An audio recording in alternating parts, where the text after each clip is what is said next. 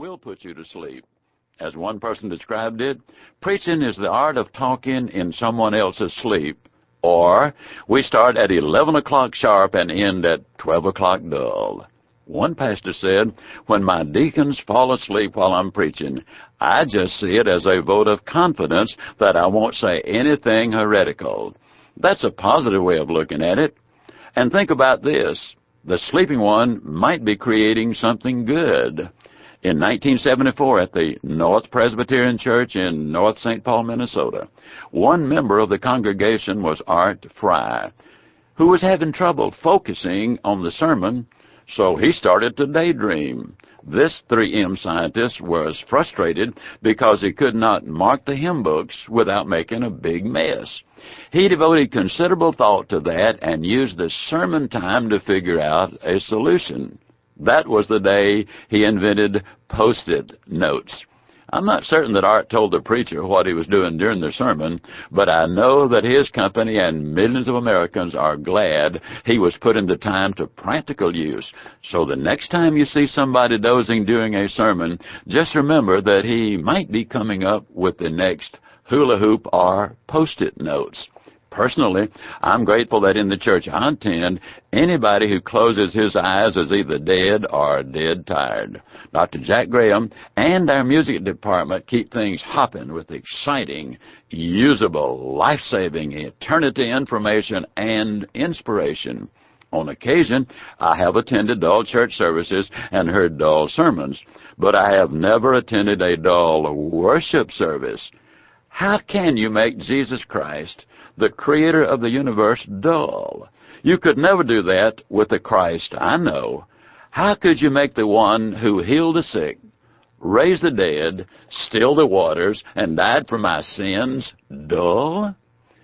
Mark 4:22-25 says, as a child of God, I listen to him and put into practice what I hear, so God reveals to me the things I need to do and understand. He hides these things from the non-believer and the believer who does not do what God has revealed. Persistence pays. The March 16, 1998 issue of USA Today featured an article about dieting in America. It seems that after 20 years of diet, exercise, miracle potions, and a host of gimmicks, the American people have concluded that losing weight is a lost cause for them. They take it off and put it back on. They are unhappy losing the weight, depriving themselves of their favorite foods, and then feel guilty because they regained the weight. That's a major trend among millions of Americans who are saying, to heck with it. I'm going to eat what I want and just suffer the consequences, but I'm not going to be miserable about it.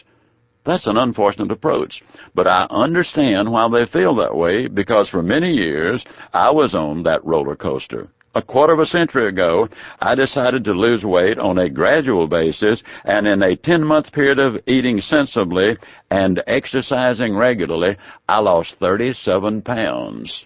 I averaged losing 1 9/10 ounces per day. I'll bet you just said to yourself, if you have a weight problem, I could do that.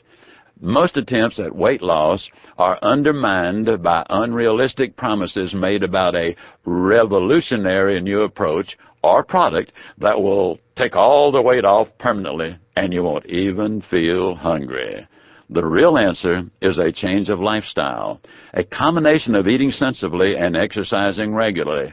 Benefits are enormous.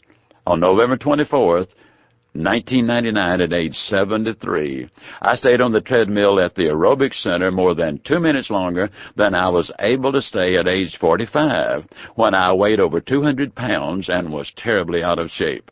I have a resting heart rate of 47. My cholesterol level was described by Dr. Larry Gibbons, the examining physician, as perfect at 156, and my blood pressure is 110/60. Those are the readings typical of a much younger man, and my enthusiasm for life grows every day. 1 Thessalonians 5:16-18.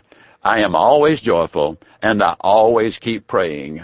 I'm always thankful, no matter what happens, for this is God's will for me, because I belong to Christ Jesus alone. Don't be a Puritan basher. I have long been amused and amazed, but more often puzzled and even irritated at some of the comments made concerning the Puritans who settled in New England. Several years ago, I read the best book I've read in my adult life, The Light and the Glory, by David Manuel and Peter Marshall. It really is the true history of America. The authors went to the libraries at Yale and Harvard universities and read hundreds of original sermons that in those days were meticulously handwritten. Based on their research, these men painted an entirely different picture of the Puritans. They were far more fun-loving than they've been accused of being, but they insisted that the pleasures of the flesh be subordinated for and to the greater glory of God. They were not ascetics, and they never even hinted that they wanted to deny or prevent the enjoyment of earthly pleasures. Those people practiced the golden rule and shared anything they had with those who were less fortunate than they. They gave out of the very little they had, not out of an abundance. Worldly Saints by Wheaton College's Leland Ryken notes that Puritanism was a youthful, highly educated movement. The Puritans revived Cambridge University and founded Harvard only 6 years after founding the Massachusetts Bay Colony. An article in the Wall Street Journal on March 4, 1998, stated that the Puritans consistently extolled sex within marriage. William Goes was typical in calling sex one of the most proper and essential acts of marriage, to be enjoyed with goodwill and delight, willingly, readily, and cheerfully. One congregation even excommunicated a man for sexually neglecting his wife. The conclusion I reached is this: if we all followed more of the Puritans' examples, we would have happier marriages and even more to smile about and be grateful for. Proverbs 3:16-18. My God-given wisdom gives me a long, good life, riches, honor, pleasure, peace, and living energy. Alligators and people. A zoo reveals an interesting quirk of human nature. Although you generally go to the zoo to see and learn about animals, you will learn much about people if you visit the alligator exhibit at the zoo in Houston, Texas. In no other cage will you find as many coins of all sizes and from several nations scattered throughout. Why? The possible answer lies in the sign posted near the alligator habitat by the Zoological Society requesting that money not be thrown into the alligator's water because it takes only one coin ingested by an alligator to eventually kill it. It seems that human nature is to rebel against authority. Incidentally, coins are thrown by adults as well as children, so we can't blame the coin tossing on the rebellion of youth. The unfortunate thing about this act of rebellion is that until we learn how to obey, we will never know how to lead.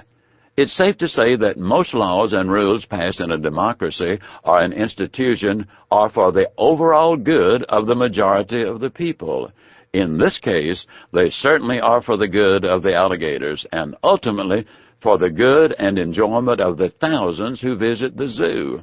If an individual who threw a coin into the alligator habitat observed an alligator ingesting the coin and later returned to watch it die as a result, he would probably feel sadness and say, I wish I hadn't done that.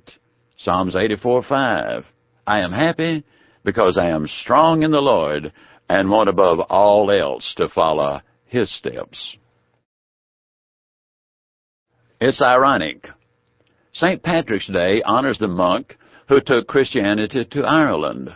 Unfortunately, as an article by John Lang for Scripps Howard News Service puts it, St. Patrick's Day has emerged as one of the deadliest days in the United States and is an unholy ritual of drunkenness.